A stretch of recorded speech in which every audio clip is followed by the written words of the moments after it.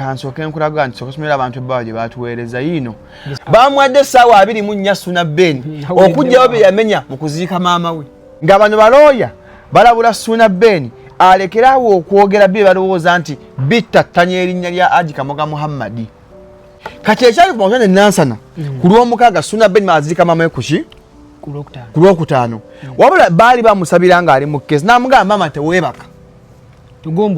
Tugumbula akayiringu kanzita yakaita kayiringu nange buli chenjo yali akimyeshi yaona kumutta Hajji Kamoga Nambwayo yakolako wa Hajji Kamoga Suuna yetaaga okuyambibwa ate Suuna Ben muguminkiriza nyi kwafaamu kufe tulina emitima fe tulina bajjajja abalongo Namukasa byayogera tabijja mu bbanga waliwo abimu ate nga abeera mu America Boston kati Namukasa tonna wokera munyenyeza nga bamwadde amawuli naagala kubana kitambula nenjaga mubuuze Namukasa gwe yagajjawa akamiri yagana apoja Namukasa tetunza kukiza kamiri kusiba Namukasa fe bannamumwa eba mwemunzo gamba Namukasa yalimba nenjaga mubuuze Namukasa gwe yagajjawa tewali lutalo wakati wa Figana na Palaso and doesn't even make sense olutalo just rwambi we are talking about olutalo you saw what happened between alien skin mwagumta alien skin and Palaso kati kingi sana yen nga adaka freestyle chibi genda mu studio awano industry na ebe benefiting paza soro kuleka liri puzzle bamuta omwawule puzzle naye akantuka olaya akantuka puzzle ekatambudde omuntu alabye ekifaananyi nzo gamba puzzle olwaka tinti kono ganya ka tinti nakafaananyike bakateka video abantu banga wadde abantu bampeza nganga ono puzzle abikoze mbakuba mbuya nga ndi musiru puzzle agamba abaana ba Nuupu bebe editinza akantu kano kyenyagamba ne Tom Dick mfasha kulumba Shalom mbushawo agatumanyi kuyimba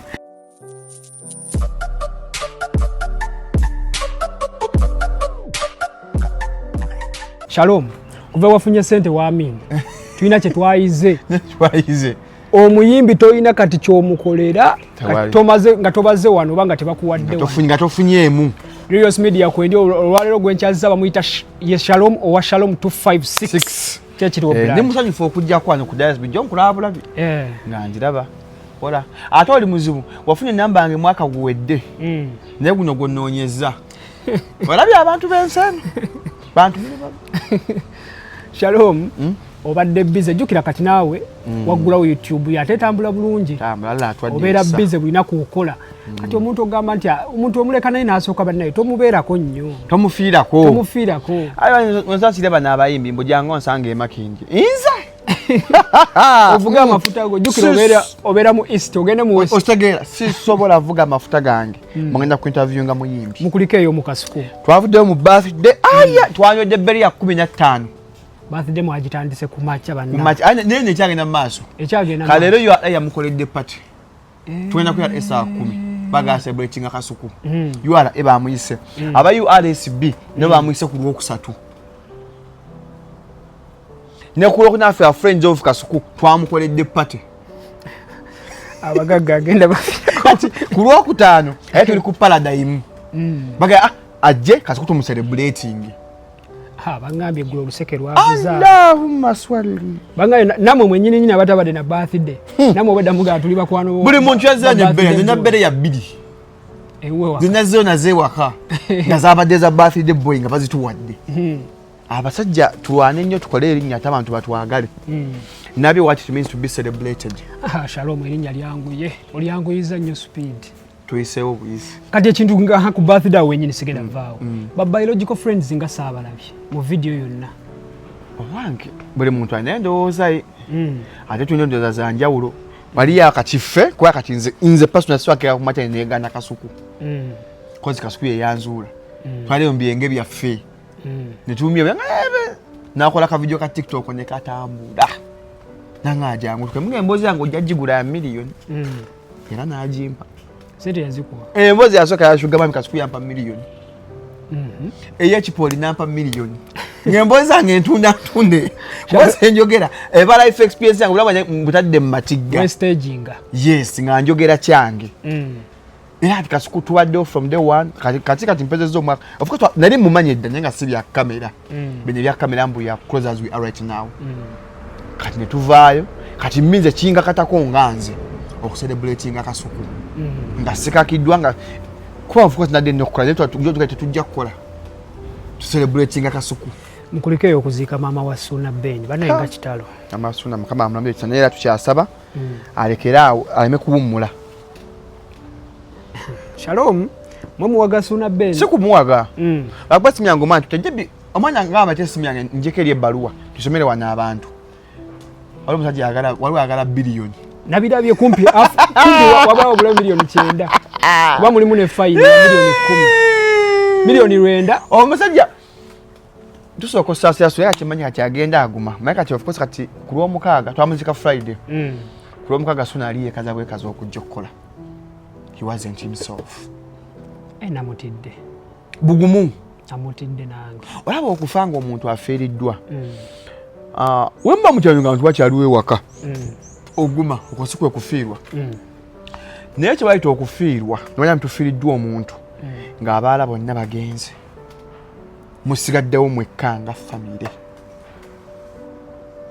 tugambadde muli abo babaziikiddeko maama wammwe kati ffeffe nna tugenze emikwano musigaddewo nga maama mmwe yabazaala kye bayita okufiirwa bwezito mitwe yona yaziika si bonna kasuku yaziika kasuku yalina meeting naye ng'atupakira yakanze kanteekemu amafuta era obubaka yabuwaayo wa Suuna Ben kuba alina meeting y'omugagga ate omugagga ali agenda bweru ng'ate meeting ya saa 7 ku Friday kati ng'ate meeting munange of course eri mukadde waffe agenze n'ate nga meeting ya long bwali bulango meeting ya ddala nalabyeko ku internet abantu bagamba Suuna Ben n'osusizza tanasusa ate Suuna Ben mugumiikiriza nnyo kuba faamu kuffe tulina emitima ffe tulina bajjajja abalugu tuyinza kunkola bintu bya sosola nenkuleka naye omusajja ayagala muluma ayagala mukuba n'okuluma alume dali yasotambudde ensi ogenze mawanga okoze ssente ng'omukazi akola ya Suuna Ben ng'obigumiikiriza anti okuba kuyita kukuba n'okuluma n'oluma okitegeera wakati ennyumba yagenda ate waliyo ne fine kansooke nkulaga nti okusomera abantu ebbaawa gye baatuweereza yino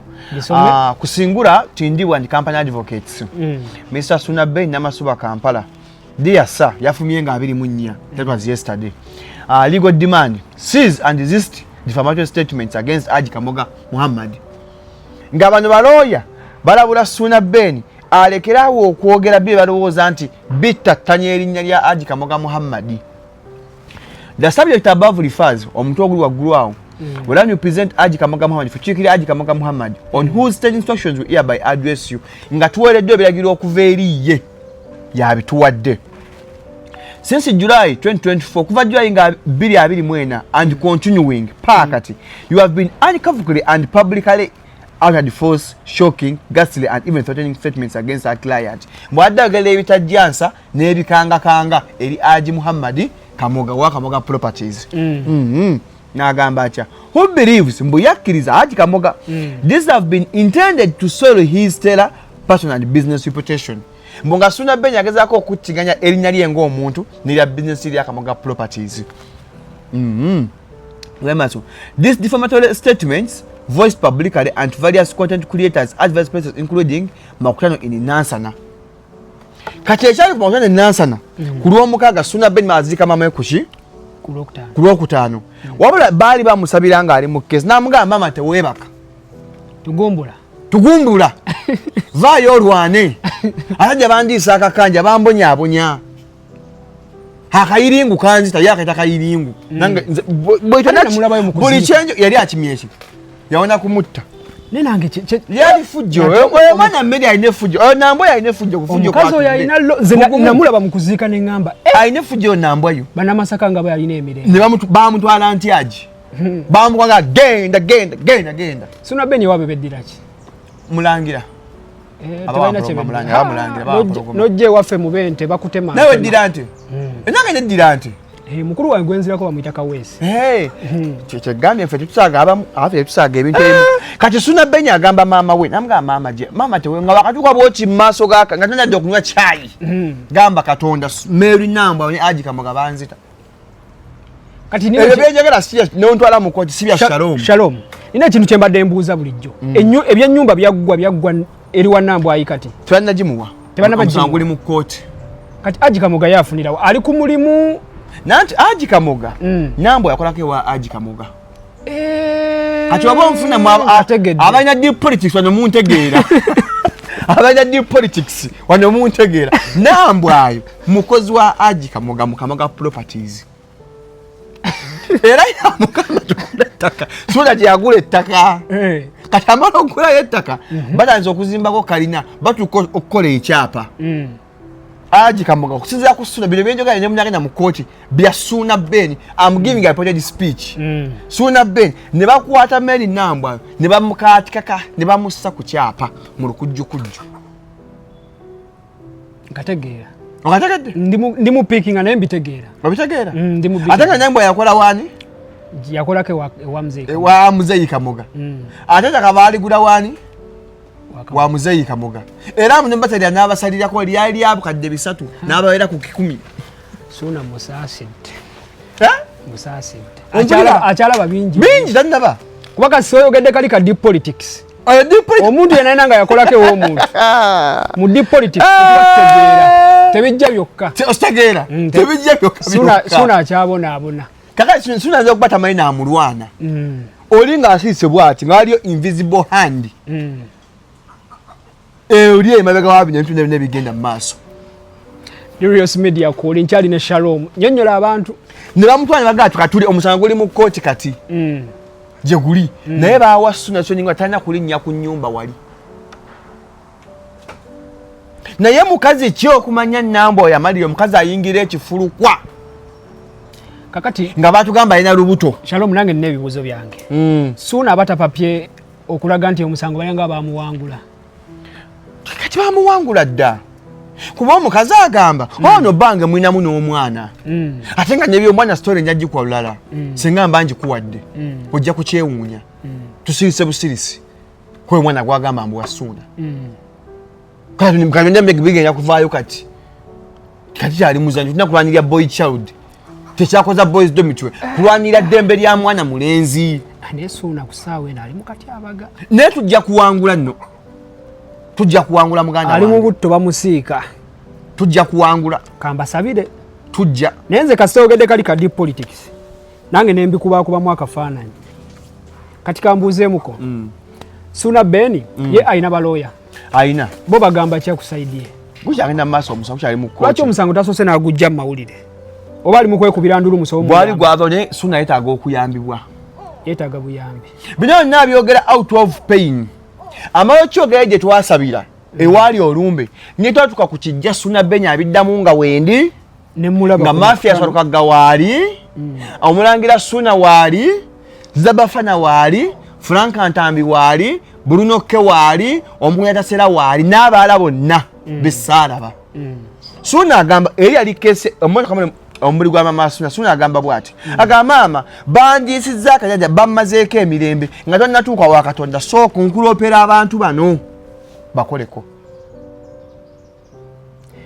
Shalom walukaga naawa Hajji Kamoga ennaku 3 oba kyagamba akayimba ka Kamoga fenaffe twakola naffe ku Sunday Nation nga fenaffe ntabira Kamoga essaala nabafuna simu yonna kati nkusomera njija wulira tugenze these defamatory statements voiced publicly on various content creators vice president including Makutano Nansa na Kampala Mbalala and your most recent at your late mother's burial in Masaka have tried to our clients falsely as a fraudster among repressive representations mbakati Hajji Kamoga bamulabanga omufere omukumpanya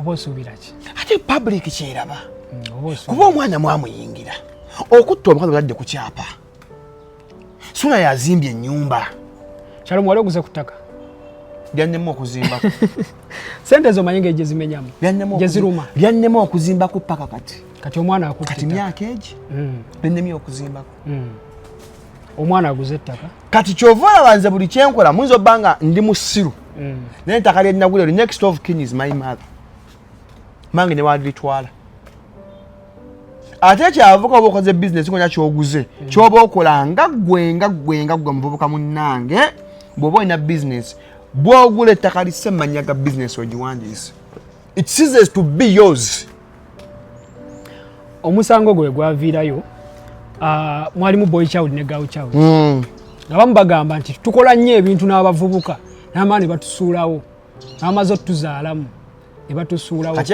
yekwe kwesa olukwesikwesi ajja atwale akyawo waali tugende maaso ne baluwa agamba bwati our client the managing director Kamoga Private Consultants Limited and Salman Junior Schools have since then been the subject of unjustified scorn and reproach over mainstream and social media, something which has imaginarily distressed him and his kith and kin. Chimusumbuyemu agayogerwako ebyanjwanjwa ffe aboogera ab'omumwa ffe twogera tumwogerako n'agamba atya as well as damaging affected business. Our clients assess that his respectable senior citizen who has built his career and business on a profound integrity and strong work ethics. Azimbidde ku for integrity. Kwa azimbidde Hajji Kamoga. Thus, our client similarly demands a public retraction of the said statement with unequivocal apology of 24 hours of service of this letter on you. Bamwadde sawa 24 Suuna Ben okujjawo bye yamenya mu kuziika maama we. Isn't that guiltiness? Isn't that guiltiness? Suuna Ben bamwanguyidde. Ezo si nsonyi. Yakaziika maama we. Ezo si nsonyi. Omanyi kyoba abyogera ali mu nnaku. Anti kati omanyi kyenyinza okwogera nga nfiiddwa Jayden. Soko mala ekintu ekyo kati kutandikire. Kyenyinza okwogera nga nfiiddwa Jayden wange. Soko mala ekintu ekyo. Ne bamusaba sente. You got 900 million onule. Nyemitwalo 10 milioni 10 ye billion. Nga yasabye nnyo. Kati Suuna mpozi amwagala tuna nyumba ye. Kati Suuna Ben billion agijjewa. Kayinza okuba kakodyo ka kutunda nyumba. Bagambe talina naye kase ekyapa weekiri tutunde alinako share. Ate nga anyagula Nambwayo. Of course Shalom fena kyetwalaba. Kipapula ekyo kibadde kino vaayo. Kubye twali tulabye kuba yasooka mulumbe ekiro emisana mu kuziika ku makutano ekiro ne ku machanga bukedde ndozalaba nga basigaddewo n'abantu bulumi okitegeera kati Kamoga abadde alina ovaayo kuba naye erinnya lye alizimbye nga ye ate nnya alizimbye naye alizimbye kankubuulire abantu bajja kwerabira ebirungi by'okoze bajjukire ekibi kimu senga twakozesa ethics nga wagambye wano eno would we be in this place would we be discussing this then Hajji Kamoga adde ku dwembo gyabuuze what went wrong.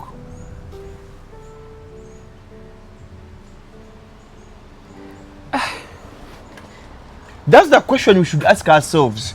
What went wrong? Obuzibu bwava kuki? Kuwana iranga nti alina tagafuna ezo billion gyasabye. Atasobola. Tagenda kugifuna. Just yakitaddewo nze ndowooza akitaddewo. Nenda kanga Suuna Ben ekera okwogera. Ffe tujja kwogera Suuna Ben kyana abaagala okwogera nga akyogeddeko. Ffe tuli baamumwa. We are social critics. Tujja kukyogerako. Kiva twogedde ku bbaluwa ye. Because if we are biased, naffe mulimu naffe party yaffe. Ffe bannamumwa aboogera ennyo tulekeraawo. Tulekera nga yebiri mawulire ffe tukolewa. Tukolewa. Kyokola ninganga atamanyi kwogera kati ku ssaawa. We are social critics. Tulina ekiri mu society ffe tuwogerako. Ekitambula. Naffe twagala views. Ositegeera. Kati ffe story eno tuyitawo twemoji kama mwakanto. Ewa. Katugenda kama ebbaluwa eno. Tumalojje kama tukame Suuna Ben. Kati Shalom kankubuuzeemuko. Guno omusango gugenda sookayo guli. Guli kukyagenda mu maaso. Ate guno. Kiguumaaza. Ekitegeeza ogute si musango. Guno si musango. Kiringa kukwata ono gundi lwaya. Bwekupa asa n'omusamu gwo n'olooza olina ggoolo. Kamoga muno amuwangulira mu field ye kuba eyo field ye. Eriwa. Ey'amateeka. Bwegaba nga amateeka tujja kuwangula. Bwe liba nga lukwesikwesi tujja muwangulirayo. Tujja loopa ensonga embuga. Tujja kuloga ku muntu. Suuna Ben omukyazaako ddi? Nakuba naye interview nja mukyaza bakikakyadde akyalimu mu nnaku mbasaagala. Oli mutuufu. Mutusooka nyenkwamu time nga mwezi mulamba. Sika views. Sika views. Makanze bw'oba kyaliwa ngobakyaliwange I am emphatic ntegeera ky'oba oyitamu. Kulange sanja akajenga nyakaziika mmange. Ate onkubira essimu wiiki 2 nkuweeyo akantu. Oba olunaku 2. Oli mutuufu. Mba sina kwecomposinga. Kitegeeza Suuna Ben katuyinza obutaddamu mulaba nga alina kyayogera ku ebyo. Let him take his time. Kyagamaze genza omuwa. Let Suuna Ben take his time. Asooka awonye kuba akyalina ebiwundu ku mutima. Alina bingi wabula. Guno n'omwaka gumbeedde mubi. Otegeera. So Suuna Ben, let him first heal. Asooka awonye. Fine, Suuna Ben mbozde mutwe mwali. Member waffe. Akyalimu. Naye swadde omugamba mujja ntushuukinge. Kozi tumanyi kyayitamu. Era agosooka okuwummula. to process, because the brain, yes, the body has processed that the mom is normal, but the brain, has it processed it? Chova abajja mutano yagambye senga walumbe zaatukola bwati senga wasemwani kamoga naye kati are you with me? olaba Shalom Suuna Ben kusaawa eno kambenzi muwulira ennaku gye like nalabye ebbaluwa eyo ate gwe wasoose n'ogimpeereza zinabadde sinabagiraba kuba nasibye emisana nga nabyendimu nenjiraba ne kugundi ku X ng'afulumye dda nenjiraba ku X nabadde manyi oba gyompadde oba kabadde ka WhatsApp gundi babayisizza Suuna n'akakuteerako nenjiraba ku X nengamba omusajja akutte kuluma kutta bussi okwate Suuna Ben musabe billion yaki naye okwo kutiisatiisa Shalom okwo kutiisatiisa naye kati ffe tajja tuka naffe kwogera ffe tujja kwogera Dirios Media tukyalina Shalom 256 YouTube yonno Shalom abantu pozi wangambe tosaba abantu kukola gundi subscribe boba gamba beeraga nange sibikola wale uleko teri interview yange jesanga subscribinga viewinga gweraba fe tufune se ate ola atobuka bulango nzoba nkoledde gumala ya kalango gwawulira ngo yagala Dirios Media Dirios wafule tobuka kalango subscription tekola eyo subscribing bya namba mbunye namba antwanya wanyo emitwalo 10 nafuna views sente za gundi zikyaliwe za amini azagwawo dda zalika ebikono bingi abazitwala nze bloka nze amanyaminya liri pazo teyakusabaako ate ng'omulwanirira pazo asobola okukuleka liri pazo bamuta omwawule pazo Levuland ayika liri pazo yasoma katiisimu yawo awo wenyini ku kyaliwo eggulo waliwo akatambi akadde kazunga ku X kazunga eno ng'abasinga bagamba kapaza abalala bagamba sikake wakalabye akatambi nkakulage ojja kateerayo abantu kakano kanayitamu tekanyonye kati gwange bagamba kiwalabi oyo pazo ono si pazo gwolaba oyo pazo si pazo ne kati ono gali South Africa abamawulire abasinga lwaki batekayo ebintu nga tebamaze nanti kati bannawulire asinga baagala views mu nzaabu. That's the problem we have, that you know oyo gulini whatever journalism mu nzaabu breaking story no breaking ekifu okimanyi kati nze kubanga gwe kyoyagala kwewaana musitwale nzagi buleekinze nze owakabi, which is bad. Olaba nalabye ne gundi nalabye ne waliwo abakutte abava mu nkambi endala gye bali ye paza agamba abaana ba Nuupu bebeegikinza akantu kano era kyanimenye okulaba musajja wange tweddire nti Semanda ng'agisikasinga ku bino. I was disappointed. Ne pazo ng'alwana entalo nnyingi nabirabye eggulo neŋŋamba mutima nalowoozezza nasose neŋŋamba alabika yeye kuba bali abaana bakutte ekifaananyi kye ne bakiteekawo ku gundi. Kati boke bakutte omuntu alabye ekifaananyi ayinza okugamba pazo olw'akatinti kuona gala n'akatinti n'akafaananyi naye bw'olaba vidiyo balyadamba ono si pazo musajja wiwe South Africa bayise essaazi huuyo ate pazo waki yagamba AI nanti wagambira AI omwana akutano abasinga atambuza kifaananyi pazo ng'ali magundi bwati kati balaba mutwe balaba kano katinti kati bagamba oyo pazo kuba pazo alina akaviri akasiike kanti balowooza bo wabula saha mukambwe neggulo yayisizaamu eggaali ng'olaba ku levo ya saana kubanga alimu ebyo yayisizaamu eggaali ne by the way saha neriri pazo webaliko ekyo badde okimanyi batambula ebyo baliko batambula nze ndaba bimukolera wadde abasinga mugamba si byalina obeerako bayimbe ngala pazo yayimbye mbu pazo was not happy with King Saha nagenda mu studio obadde kyadduka nga tewali agoba akayimba nabadde ku gundi nabadde ku nonivi ne bakakuba nabadde mayinte kubukambuka uptown bakukubira ddala ssebo nabadde mayinte kambuka yayita kabakere nnyo ddala nze njagala nnyo kyenyagamba ne Tom Dick wefasha okulumba Shalom mbu Shalom agatumanyi kuyimba genda mu studio kube ngombo otwaze Shalom nze nja kuswala twagambe Shalom alina mutima mubi ogwo omutima ogwekko omutima omuddugavu public yejja okunjajinga si muyimbi tiktoka akati afuna amazima kati akola sawo nyenjala asigale ku njala asige enjala bw'aba agala kuyimba agenda afuna amuwandiikira ennyimba njagala ompeera kayimba katombi nga kake ng'engoma akwesa yiye mpeera kayimba katombi nga kake Irios Media Call tukyagenda maaso ne Shalom 256. Shalom yaga kunkubya ngato z'abantu. Kati betwogera ebintu ebyo nga batunyiigira. Kati King Sana ye nga adaka freestyle bichi jo abadde ku King Sport. Abera every Monday. Go kuba. Genda mu studio. Awano industry naye benefitinga industry ekula. Oba tayagala mu amasanyalazi. Yagala buli omwagalina. Ayinza okuba tayagala. Paza ina mutanyalaze gende King Sana mutanyalaze ge. Omwana kanju kama wangudde Grammys 5 ku this album nga vuma Drake. By the way kati. Chogamba awunda swe batekula. Abikola. Tupaka yezimbira kwani. This track bate bevumanga bwevumi. This track ya mututene mu half time. Chikolera. Kati ngamba. Paza akere ku macha. Hagende mu studio atwongere nyimba. Saa akere ku macha hatuwo muziki. Oba bevuma abakola ki bye bijja kukola. This is blackmail. It's uncouth. Milioni 10. Tezijja ku zagwawo dda na chempana zagwawo dda just njogera ko bwogeze ekumirya gwawo dda okumirya avaawo ne Shalom oyina ekintu kye wanjigiriza kati wallahi omuyimbi nga oluteri luli tubadde tulwana entalo z'obwerere dali astankubuulire zaweddewo kati omuyimbi si mukwano gwo akwetagako ng'oli ku ludda lwe kijikunze kituufu omuyimbi si mukwano gwo ofirwa nataziika natakubira simu wafunye accident tutunanzo twagala nga sina bayimbi omuyimbi taba mukwano gwo aba alina kyakwagalako.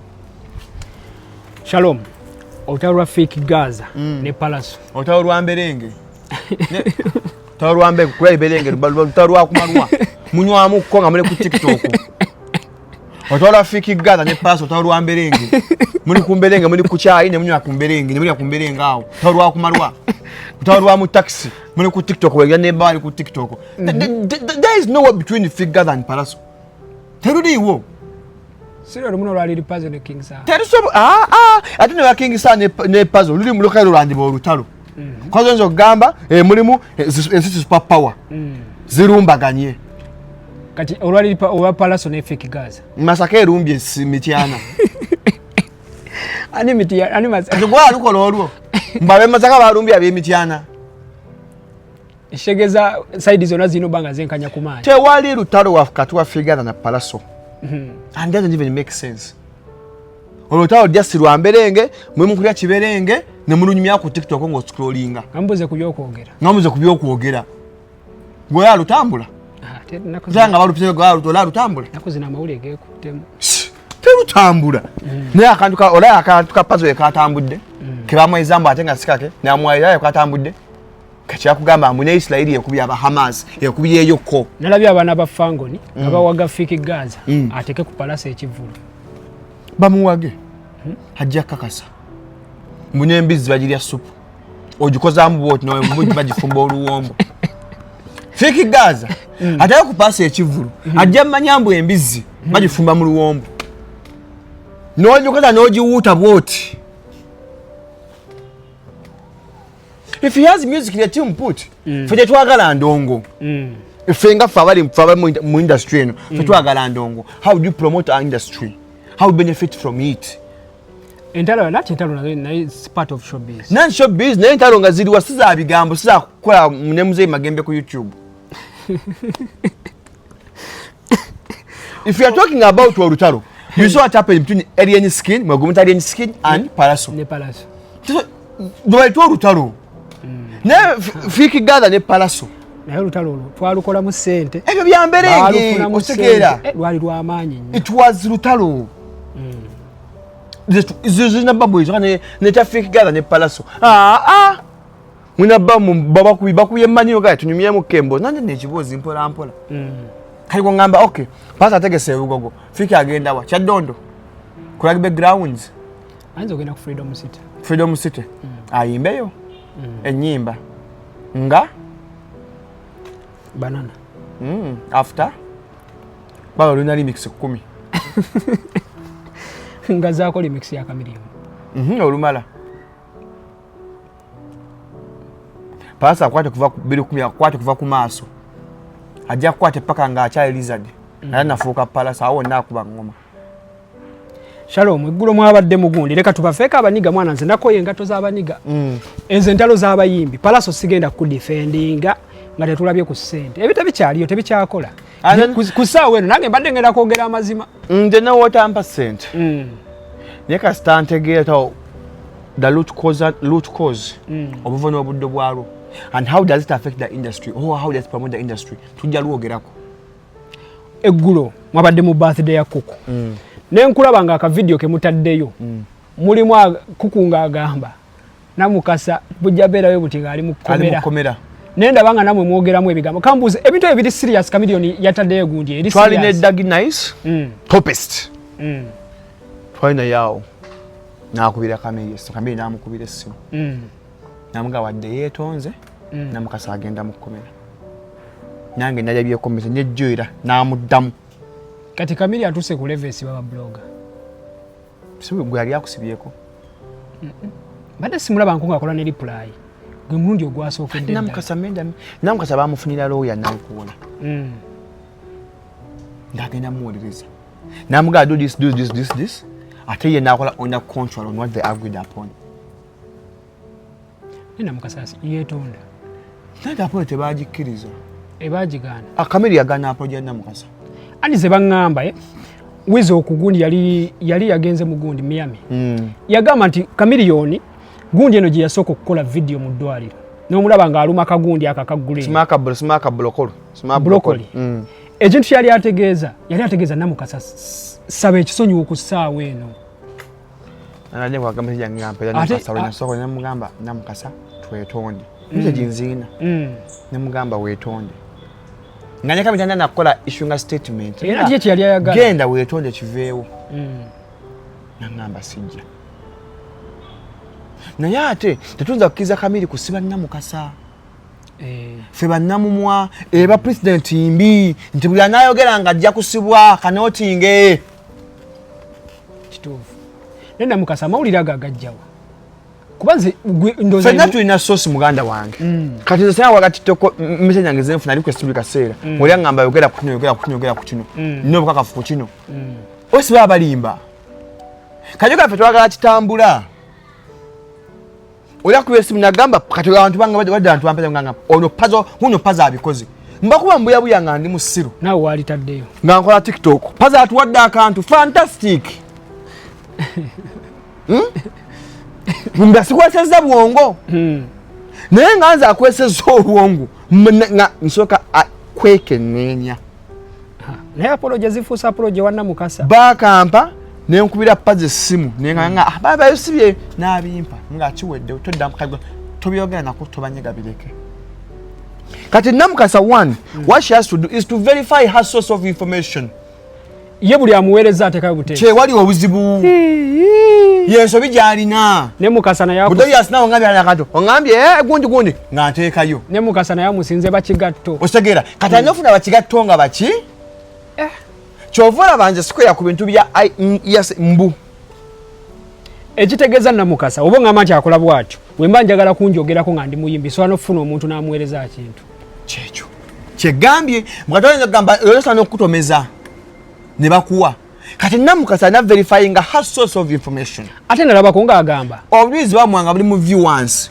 obujulizi bwo bamwe tufu babumuwa namukasa byayogera teyabijja mu bbanga waliwo yabimu ate nga abeera mu America Boston ate yabuteeka wangi oyo yagabe wantu wangi yagaba abantu bangi ne wasenga asidi yabiteekayo thank you yagabe wantu wangi kati namukasa tonawookera munyenyeza nga bamuwadde amawulire naagala kuba nakitambula okitegeera talina buzibu namukasa yagala nekitambula yayagala ogagaba nga yasoose mbawanyeka nga breaking so you cannot put namusaba on the cross namukasa on the cross tuba tugamba nga ffe abakola ku mmwa we cannot allow namukasa to go to prison ne Shalom namukasa yalimbamu olaba ekiro 7 baateekayo nga Chameleone bali mu mutwala nga ambulance emunonyi teyalimba obijja kunze nawata mukwano gwange omuvubuka yayogera namukasa essimu yali conference kwaliko Megatron n'Ojuni Ntege ne namukasa ng'abawa amawulire ago bonna bantu basatu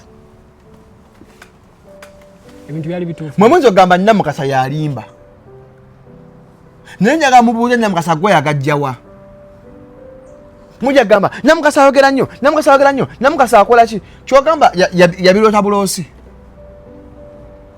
kyogamba Shalom omulwadde namukasa yabiroota omulwadde yabikola namukasa abiroota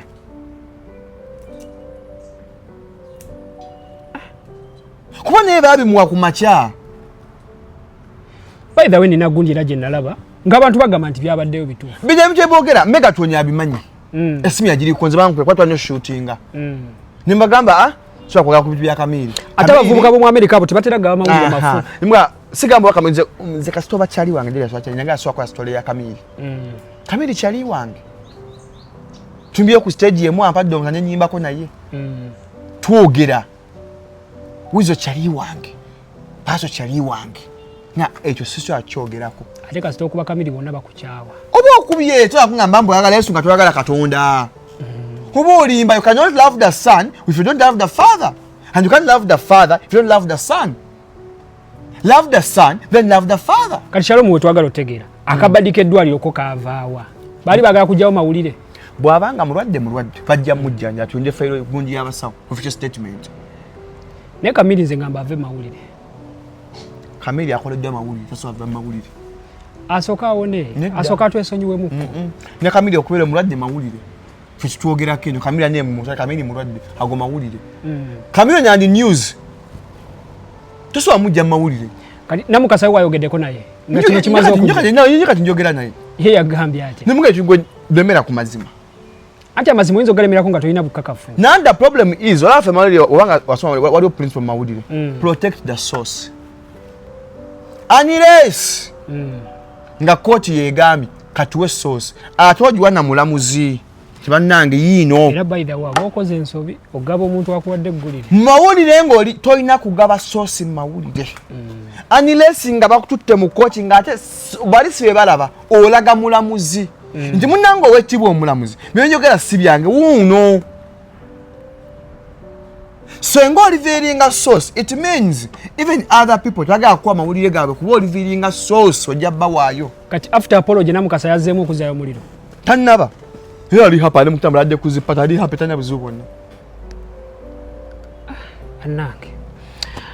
Jose Kamiri tumusabira awone. Asuuke. Naye nze mukoye mawulire nganze. Ntaza kuvaamu. Kuba Kamiri ne waasirika. Tujja gamba Kamiri nga asirise. Abaana ba people power. Bo bagambye. Kamiri yali akuba kya byesije. Buli omwana alina endowooza ye. Ate so abanenya. Kubanza one Besigye is my leader. Nze nkuze neegomba Besigye ne Elias Lukwavu. Ekyo nkyogera kuva dda abantu bakimanyi. Nze ndi wa FDC. Oluwankyukakyuka. Ndi wankyukakyuka. Ate ndi ku People's Point Forum. Nze Dr. Besigye kwesiva.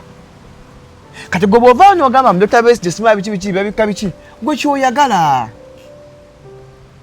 era ndowoozayo muno mu Uganda buli muntu alina eddembe olowooza nga bw'oyamba Katonda tuwafiriwe nyambabe Katonda tuwafiriwe either you choose the curse or the blessing, either you follow the Lord or the devil. There's no middle wakati awo biki wewe nyagamba Dr. Besigye abuzaabuza ali mu katemba Gola twamuddamu. Nabiraba. Kuba ali ndowooza ye tuji respectinga. Nabiraba omukulu oyo n'atamu. Teta freedom of expression. Mbugwe ebintu gwe obirabyocha muze kunooza nge Dr. Besigye yekoza gwe kyolabye. And you respect that. Katabana nupo gamba mbu Kamiri yali abuzabuza ba Dr. Besigye. Tetugenda kunenya muntu yenna yendowooza ye bwalabye ebintu. Kamiri waba yatandise okugaba ebibaluwa tagenda tugoba kumwogerako. Nanti ova tugamba ffenga ffe abakola mumwa tulina kulwana nnyo tuteekewo harmony. Namukasa aleme kugenda mu kkomera. Kuba Namukasa senga asibwa gwe naawe content creator senga oddamu n'ogala ku muntu yenna bajja kugamba ola omulamuzi. Kuba sinze osala omusango basinzira ku past event, past cases. Bangaye mune Abitex abirimu. Nanti bakubuuza omulamuzi okay guli omusango twagusala gutya. Mboli gwamusinga n'asibwa. Ne guno abajja gusala bwe gutyo. Kati waga setting up Kamenya setting up president. Mbusenga obogedde ku muntu yenna mulega swaka bagatuwadde ajjasibwa. Fite tulwanyisa. Kiva twaga Namukasa agende mu kkomera. Atasobola kugenda.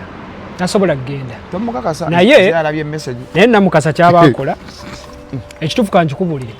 Namukasa atandika okugira ku verifyinga aba sources ezimu amawulire kyokka kinange kuba buli muntu bajja mukozesa nyange kyamusaba Namukasa verify ani akwadde amawulire. And two naye ate wongamba nti verifying nga amawulire gaali matu is that two is the news worth it. tufuna story nyingi man ge mazima nene webuuza are they worth my time are they worth what's going to come after nze sebo story mu tujyogerako si buli kimu okigwamu nze ona story nyingi ziri mu Uganda bwa tutujyogerako buli kimu okireka kireke kiyite alabye ku Shalom gundi wambuusizza amaaso aliyeni sagala mwogera kusagala kyogerako ali nange namujjayo llo osegera otuka nova ku kintu nga let other people talk about it ne kati nze kanyakola endagaano yange mu mutima gwange ali yenzo bayancha wa mutima ate nga mutuufu banayogera byetamusanyusa ne guno mulimu muzibu no yali abaddeko kyali wange ali yali ampadde ku sente sigu mu sebiri muzibu gwa defending mu mwaka mulamba yanyizakewe twali akemerewa ali sigu mu sebiri nebuzo tujja abantu mbote baganje kati fikisizimu ate bajagalira ddala ate nga feche omugwe tukola kwogera ku kiriwo mbwakoze ekivula nti bajjudde bulungi by the way nino omuyimbi gwe nagamba ngagamba naye mwe muli akumumwa ne mugamba namwe muli akumumwa nana oliko bali ako fene tukozesa mu ostegeera kala issue is mukatu yesu tuli ba mukwano ne bwe balina obuzibu mbuli webuti mutebagala negative criticism oyina kutebagamba muyibi si mukwano gwo oyina bawana yasinga topest majesty hirest which is wrong Shalom emboozi yeteggwa tuli ku Dirius Media